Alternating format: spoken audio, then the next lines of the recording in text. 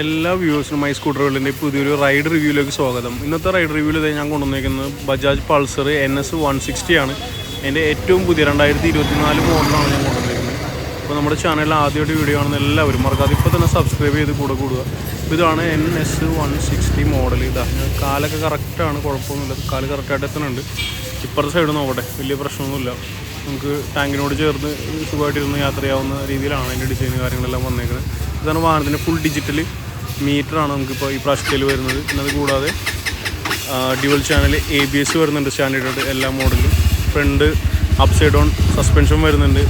അങ്ങനെ ഒത്തിരി additional features നമ്മൾ ഈ മോഡലിൽ നമുക്കിപ്പോൾ പുതിയ മോഡലിൽ ലഭിക്കുന്നുണ്ട്. ഏകദേശം 1.88 1.87 ആ ഒരു റേഞ്ചാണ് വണ്ടിയുടെ ഓൺ റോഡ് കോസ്റ്റ് വരുന്നത്. അപ്പോൾ ഇതിൻ്റെ ഫുൾ ഡീറ്റെയിൽ അടങ്ങിയ റൈഡ് റിവ്യൂ നമ്മൾ ഇപ്പോൾ ചെയ്യുകയാണ്. അത് കൂടാതെ വാക്ക് അറൗണ്ട് റിവ്യൂ ഓൾറെഡി നമ്മുടെ ചാനലിൽ ചെയ്തിട്ടുണ്ട്. ഞാൻ അതിൻ്റെ ഡീറ്റെയിൽസ് ഐ ബട്ടണിലും ഡിസ്ക്രിപ്ഷനിലും ആഡ് ചെയ്തേക്കാം. അപ്പോൾ നിങ്ങളെല്ലാവരും ഒന്ന് കയറി കണ്ടേക്ക്. അപ്പോൾ അതിൽ ബാക്കി ഫുൾ ഡീറ്റെയിൽസ് എല്ലാം അതിൽ ചെയ്യുന്നുണ്ട്. പിന്നെ വണ്ടി ഓടിക്കുമ്പോൾ ഉള്ള വിവരങ്ങൾ കാര്യങ്ങളെല്ലാം ഞാൻ റണ്ണിങ്ങിൽ നിങ്ങൾക്ക് പറഞ്ഞുതരാം.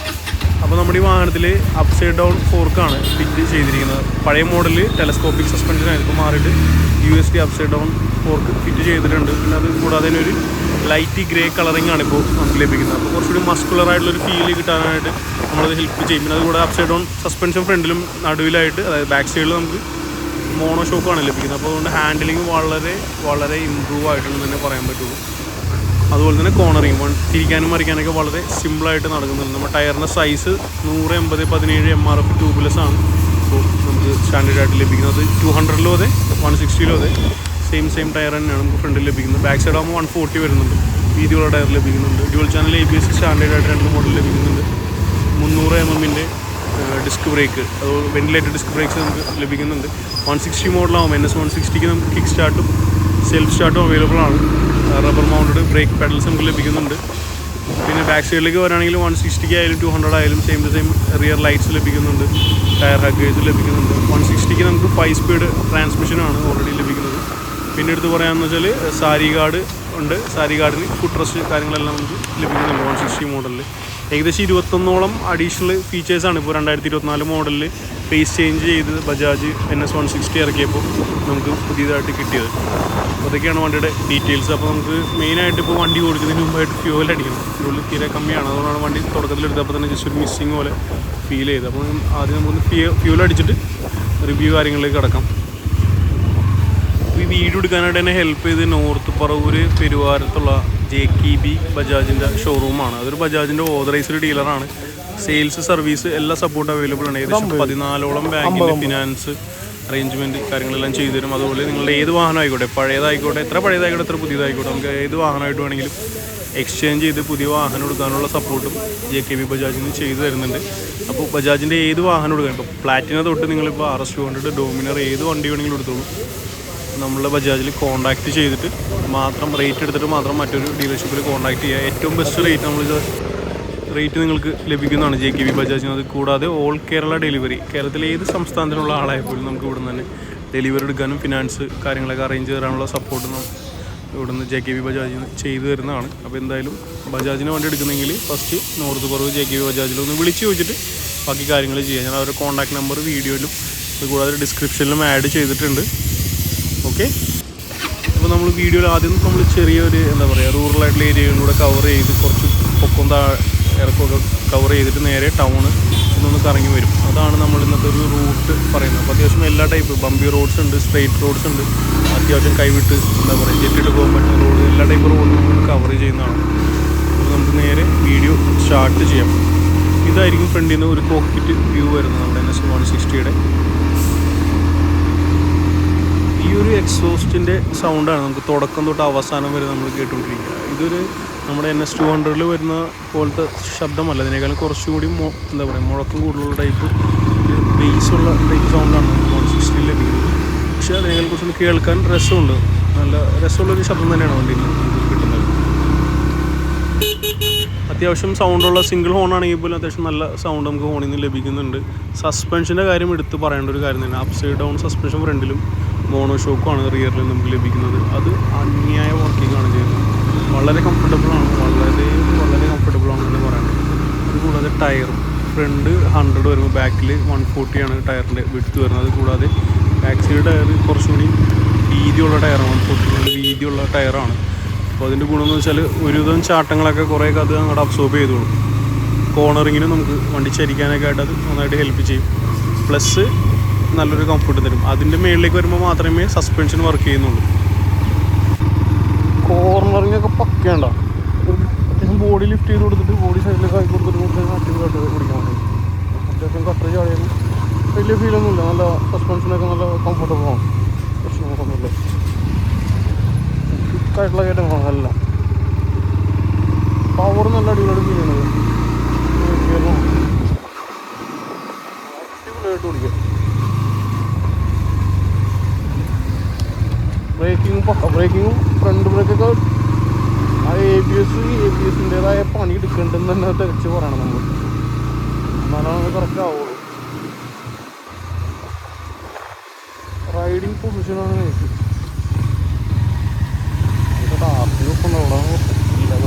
കുഴപ്പമില്ല. റൈഡിങ് പൊസിഷൻ അടിപൊളിയാണ്.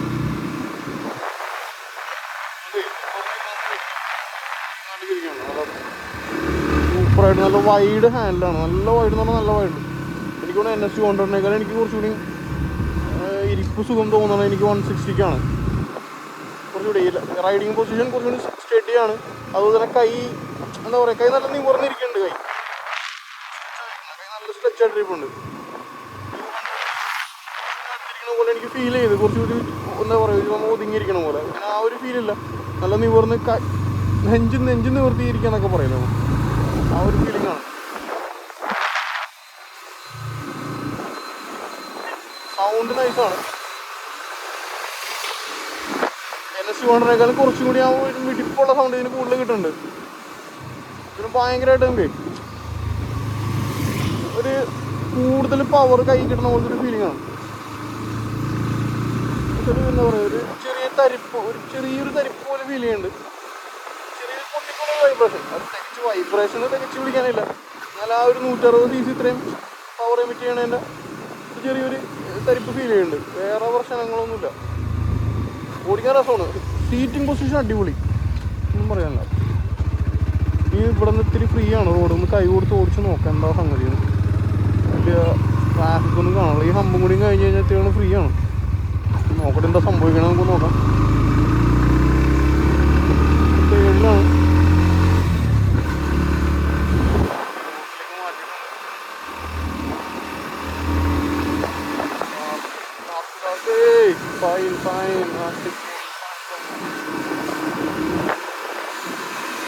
സംബന്ധിച്ചിടത്തോളം ബാക്ക് ബ്രേക്ക് സീനാണ്. ബാക്ക് ബ്രേക്ക് ഷോക്കാണ്. കിട്ടുന്നുണ്ട്, ചവിട്ടി വന്നിട്ടുണ്ട്. പക്ഷെ ഒരു കൺട്രോളില്ലായ്മ നമുക്ക് കിട്ടണ പോലെ ഫീൽ ചെയ്യുന്നുണ്ട്. കൈ കൊടുത്തൊരു വണ്ടി കയറിപ്പോണ്ട്, പ്രശ്നമൊന്നുമില്ല.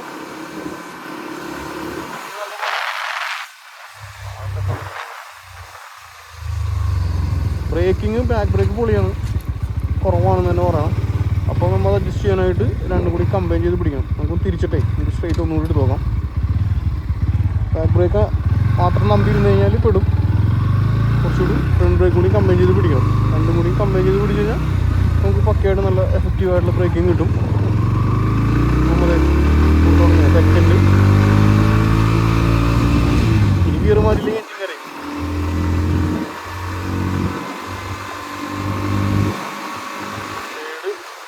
ഫോർത്തിലേക്ക് മാറിയിട്ടുണ്ട്.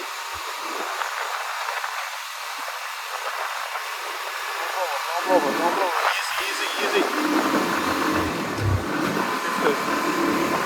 സെക്കൻഡ് ഗിയറിലാണ്. വൈബ്രേഷൻ ഇല്ല, നോ പ്രോബ്ലം. കാലിലും കിട്ടുള്ള ഹാൻഡിലും വൈബ്രേഷൻ ഇല്ല, ടാങ്കിൽ തീരെ വൈബ്രേഷൻ ഇല്ല. ടാങ്കൊക്കെ പക്ക വൈബ്രേഷൻ ഫ്രീ ആണ്. ഹാൻഡിൽ ചെറിയൊരു തരിപ്പാണ്. അത് ഇപ്പോൾ നമ്മൾ റോഡിൽ ഓടിക്കുന്നതിൻ്റെ എന്താ പറയുക, റോഡിലെ പ്രതലങ്ങൾ പലതും പല ടൈപ്പായിരിക്കുമല്ലോ. അപ്പോൾ അതിൻ്റെ ഡിഫറൻസിന് ചെറിയ തരിപ്പ് കിട്ടുന്നതാണ്. ഷോക്കപ്പൊക്കെ നന്നായിട്ട് വർക്ക് ചെയ്യുന്നുണ്ട്. റിയർ ഷോക്കപ്പിനെ എടുത്ത് പറയണം. റിയർ ഷോക്കപ്പ് അടിപൊളിയായിട്ട് വർക്ക് ചെയ്യുന്നുണ്ട്. പറയാനില്ല, നല്ല കംഫർട്ടബിളാണ്. എനിക്കിതുവരെ എന്താ പറയുക, നടുവിനുള്ള ആനക്കൊന്നും ഫീൽ ചെയ്തിട്ടില്ല. നന്നായിട്ട് വർക്ക് ചെയ്യുന്നുണ്ട്. നല്ല പവർ ഫീൽ ചെയ്യണം എന്ന് വെച്ചാൽ നമുക്ക് ക്ലാസിക് 350 അല്ലെങ്കിൽ ഒരു ക്ലാസിക് ഉണ്ട് സ്റ്റാൻഡേർഡിൽ പറ്റില്ല. ക്ലാസ് 350 ഇരുന്ന് ഓടിച്ചു. 2018-19 ക്ലാസ് 350 നിങ്ങൾ ഓടിച്ചിട്ടുണ്ടെങ്കിൽ നിങ്ങൾക്ക് മനസ്സിലാവും. വണ്ടി നിവർത്തിങ്ങനെ നെഞ്ച് നിവർത്തി അങ്ങോട്ട് ഇരിക്കൂലേ, അതുപോലെ അങ്ങോട്ട് ഇരിക്കാം. എന്നാൽ കയ്യിലൊരു എന്താ പറയുക, നല്ല പവറുള്ളൊരു മെഷീൻ നമ്മുടെ കയ്യിൽ തന്നേക്കണ പോലെയാണ്. ആ ഒരു ഫീലാണ് ഇതിന് എനിക്ക് കിട്ടുന്നത്. നമ്മുടെ കയ്യിലൊരു ഇന്ന ഐറ്റം ഉണ്ടെന്ന് നമുക്കൊരു ഫീൽ കിട്ടുന്നുണ്ട്. വണ്ടി ഒരു നല്ല പവറുള്ള സാധനമാണ് നമ്മുടെ കയ്യിലിരിക്കണമെന്നുള്ളൊരു ഫീൽ നന്നായിട്ട് കിട്ടുന്നുണ്ട്. അടിപൊളി വണ്ടിയാണ്. പഴയ 160യുടെ എന്താ പറയുക, ഒരു പുള്ളിയും കുറവോ ടോർക്ക് കുറവൊന്നും മായിച്ചു തന്നിരിക്കുന്നു മനസ്സിൽ. ഇതൊരു പുതിയൊരു എന്താ പറയുക, ഇത് പുതിയൊരു ഉൽക്കയെന്ന് പറയില്ല, പുതിയൊരു സാധനമാണ്. പഴയ 160യോട് കമ്പയർ ചെയ്യാനേ പറ്റൂല. എക്സ്ട്രീംലി ഡിഫറെൻ്റ് ആണ് വണ്ടി. പെർഫോമൻസ് വൈസ് ആയാലും ബ്രേക്കിംഗ് ആയാലും ക്ലച്ച് സൈഡൊക്കെ വെറുതെ പഴം പോലെയാണ്. ക്ലച്ചൊക്കെ വളരെ സ്മൂത്ത്.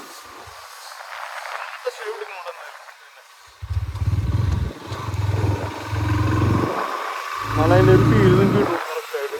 ബാക്ക് ബ്രേക്ക് ഇത്തിരി ഷോണി ഈ വണ്ടിക്ക് കുറവായിട്ടാണെന്ന് അറിയാൻ പാടില്ല കേട്ടോ. ബാക്ക് പിന്നെ ABS ഇല്ലല്ലോ, അതിൻ്റെ ഒരു കുറവുണ്ടാവും. ഇത്ര പവർഫുൾ 160 cc വണ്ടിയല്ലേ. എന്താ പറയുക, പുള്ളിങ്കിലും നമ്മൾ ബ്രേക്ക് ചെയ്യുമ്പോൾ ആ ഒരു വ്യത്യാസം നമുക്ക് ഫീൽ ചെയ്യണം. അത് പറഞ്ഞിട്ട് കാര്യമില്ല. നമ്മൾ അത്രയും പൈസ കൊടുക്കണുള്ളൂ വണ്ടിക്ക്. പ്രൈസിനും കമ്മിയല്ലേ, അതുകൊണ്ട് വിഷയമില്ലല്ലോ.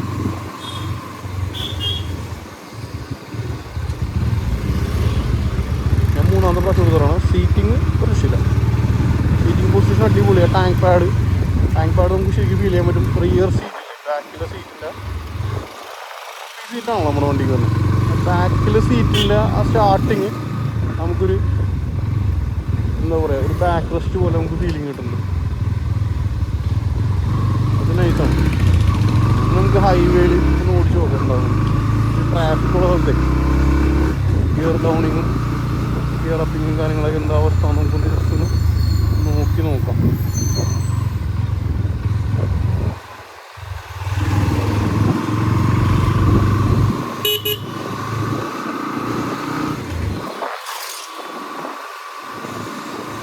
പിന്നെ ഹൈവേയിലെ ചെറിയ എന്താ പറയുക, സ്പീഡ് ബ്രേക്കർ അതിലൊക്കെ പെർഫോമൻസ് ആയിരിക്കും ഫീൽ. ഹൈവേയിലെ കുഴികളൊക്കെ നമുക്കൊന്ന് ചാടി നോക്കാം. ഒരു കുഴി ഇല്ലട്ടോ, കുഴപ്പമില്ല, പ്രശ്നമില്ല.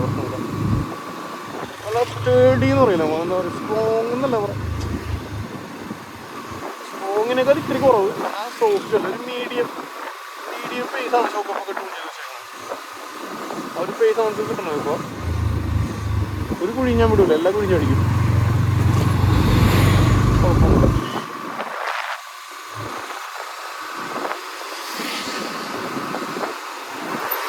ഫ്ലാറ്റിനെക്കാരാണ് ഓടേക്ക് നോക്കാം.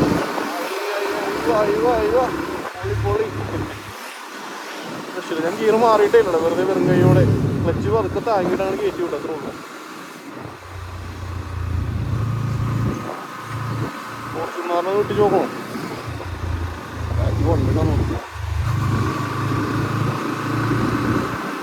സൗണ്ടാണ് രക്ഷയില്ലാത്ത സൗണ്ട്. എൻ്റെ പൊന്നു, വെറുതെ സ്വർഗ്ഗവും സൗണ്ട്. ഒരു മൂഡ് സൗണ്ട് എന്നൊക്കെ പറയല്ലോ, ഇങ്ങനെ ആസ്വദിച്ച് അങ്ങോട്ട് ഓടിച്ചു നടക്കാം. ആ ഒരു ടൈപ്പ് സൗണ്ടാണ് എനിക്ക് ഫീൽ ചെയ്തേക്കുന്നത്. കണ്ടോ പ്ലേസ് ചെയ്യുമ്പോൾ എന്ത് സൗണ്ടാണ്. ഇവിടെ നമുക്ക് തിരിച്ചിട്ടേ ടെമ്പോവാ. ഇതുവഴി ഒരു വഴിയുണ്ട്, ആ വഴി കറങ്ങി പോകണമെങ്കിൽ പോവാം. ഇതൊരു റൂറൽ ഏരിയ ആണ്. നമുക്ക് അതിനേക്കാൾ ബെറ്റർ ടൗണിൽ ഓടിക്കുന്നതായിരിക്കും ബെറ്റർ. നമുക്ക് പുറത്തിരിക്കാം. തിരിച്ചിട്ട് നമുക്ക് ടൗൺ വഴി നമുക്ക് കറങ്ങി തിരിച്ചു വരാം. എന്തായാലും അവസ്ഥ നോക്കണം. സിറ്റിയിലോ ബമ്പർ ടു ബമ്പർ ട്രാഫിക്കിലൊന്നും ഓടിച്ചു നോക്കാം. അപ്പോഴാണ് എൻ്റെ യഥാർത്ഥ ഫീലിംഗ്. ഏതൊക്കെ ഗിയറിൽ നമുക്ക് നോക്കാം. മറ്റേ 200 നമ്മൾ ഓടിച്ചാൽ നമുക്ക് 5ാമത്തെ ഗിയറിൽ ഇട്ട് 15-20 ഓടിക്കാൻ പറ്റി. ആ പരിപാടിയിൽ നടക്കും നോക്കാമല്ലോ.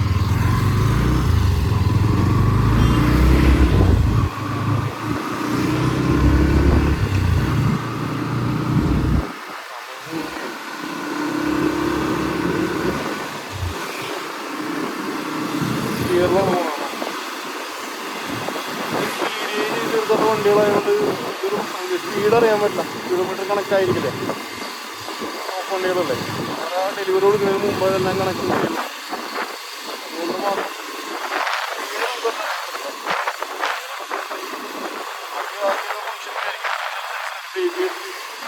കാര്യങ്ങളൊക്കെ കണക്റ്റഡ് ആയിരിക്കില്ല. അതെല്ലാം ഓരോ പൈലറ്റ് ടച്ചിങ് ഡെലിവറി കൊടുക്കുന്നതിന് മുമ്പ് എല്ലാം കറക്റ്റ് ചെയ്ത് കൊടുക്കുള്ളൂ.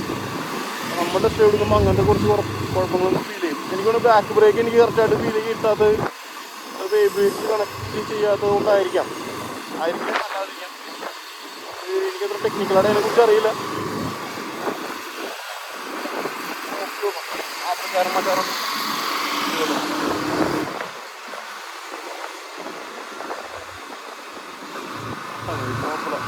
പവറുണ്ട്. ഇവരുടെ കൈ കൊടുത്താൽ ഞങ്ങൾ വരുന്നത്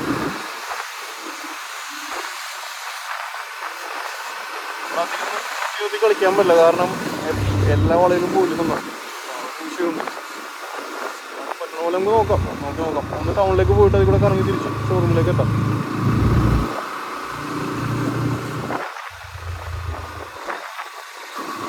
നമ്മുടെ ഹോണ്ടയുടെ ഷോറൂം.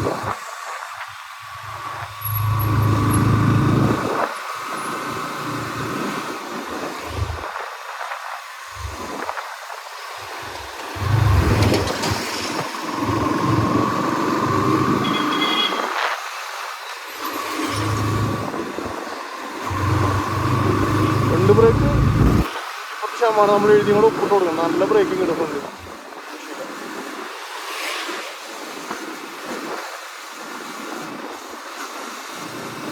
ക്ലച്ച് പഴയ പോലെ അല്ല. ക്ലച്ച് ഒരു മീഡിയം ബേസിലാണ് ക്ലച്ച് ട്യൂൺ ചെയ്തേക്കുന്നത്. അവിടെ ക്ലച്ച് അത്ര ലൈറ്റ് അല്ല, എന്നാൽ ഹാർഡും അല്ല. എടുത്ത് പറയാൻ പറ്റുന്ന കമ്പയർ ചെയ്യാൻ പറ്റുന്ന മറ്റേ വണ്ടി എന്ന് വെച്ച് കഴിഞ്ഞാൽ ഇല്ല, വേറെ വണ്ടികളൊന്നും എനിക്കാണ് ഫീൽ ചെയ്തിട്ടില്ല. ചെറിയ ടൈറ്റ് ഉണ്ട്. അത് ചിലപ്പോൾ ഒരു ഫീഡ് ചെയ്ത് കഴിയുമ്പോൾ കറക്റ്റ് ആകും. അത്ര ലൈറ്റ് ക്ലച്ചൊന്നുമല്ല, പക്ഷെ മൂടാണ്. പിടിച്ച് കിട്ടുമ്പോൾ എന്താ പറയുക, ക്ലച്ച് റിലീസ് ചെയ്യുമ്പോൾ നമ്മുടെ വിരലിനെ തിരിച്ചുകൊണ്ടുമല്ലേ, ആ ഒരു സുഖം കിട്ടുന്നുണ്ട്. കൈ കൊടുത്ത വണ്ടി സെറ്റാണ്, ഒന്നും പറയാനില്ല.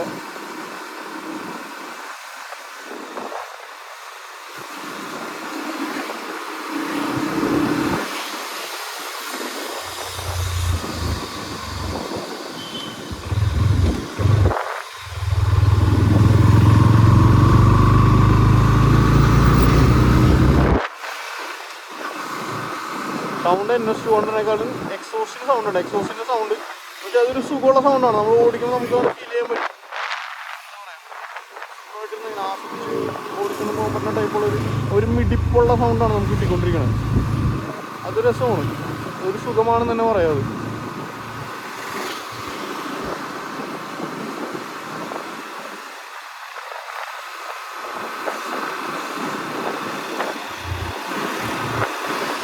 നൈസാണ്.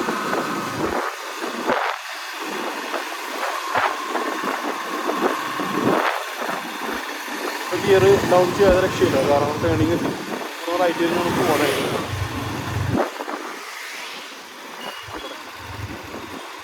പണിയെടുക്കുമ്പോൾ നോക്കാം.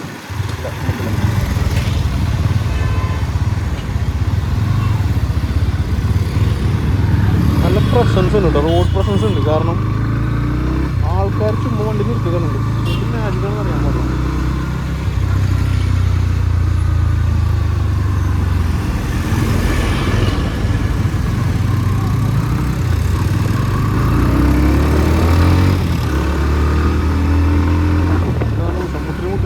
റോഡ് കയറി വരികയാണ്. അതുപോലെ ചെറിയ ചെറിയ ട്രാഫിക് ഉണ്ടാവും. ഞങ്ങളുടെ നോർത്ത് പറവൂർ ടൗണിൻ്റെ പ്രത്യേകതയാണ്. നമുക്കതൊരു ശീലമായിട്ടാണ്, പ്രശ്നമില്ല.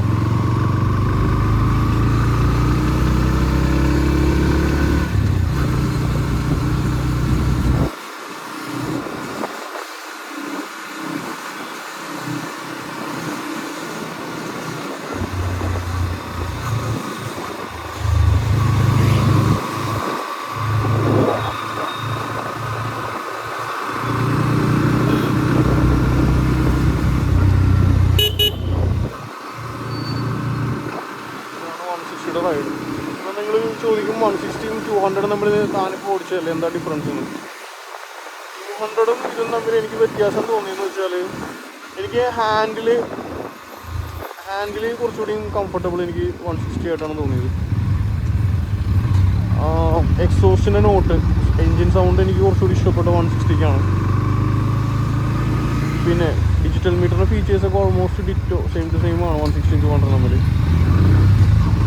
പക്ഷെ 200 ഓടിച്ചപ്പോൾ നമുക്ക് കയ്യിലൊരു എന്താ പറയുക, നമ്മുടെ ഒരു മെഷീനുണ്ട്. ഈ മെഷീൻ ഞാൻ വിചാരിക്കുന്നിടത്ത് എന്നെ എത്തിക്കും. ഞാൻ കൈ കൊടുക്കുമ്പോൾ ഞാൻ വിചാരിക്കുന്ന അത്ര സ്പീഡിലേക്ക് ഈ വണ്ടി പോകും എന്നെനിക്ക് മനസ്സിലൊരു ഉറപ്പ് തരുന്നുണ്ട് 200 ആകുമ്പോൾ. പക്ഷേ 160 ആണെങ്കിൽ ഈ മെഷീൻ ഞാൻ കൈ കൊടുത്തിട്ട് ഞാൻ ഇത്തിരി വെയിറ്റ് ചെയ്യേണ്ടി വരും. കൈ കൊടുക്കുന്നുണ്ട്, പക്ഷേ കയറാനൊരു സെക്കൻഡിൻ്റെ ഒരു ഫ്രാക്ഷൻ്റെ ഡിഫറൻസ് വരുന്നുണ്ട്. ആ സമയം 200 ആണെങ്കിൽ നമ്മൾ കൈ കൊടുത്ത് അവൻ അങ്ങോട്ട് കയറിക്കോളും. അപ്പോൾ ആ ഒരു വ്യത്യാസം, ഒരു റെസ്പോൺസിനുള്ള സ്പീഡിലേക്ക് എത്താനുള്ള റെസ്പോൺസിൻ്റെ ഒരു ചെറിയ കുറവ് വ്യത്യാസം രണ്ടും തമ്മിലുണ്ട്.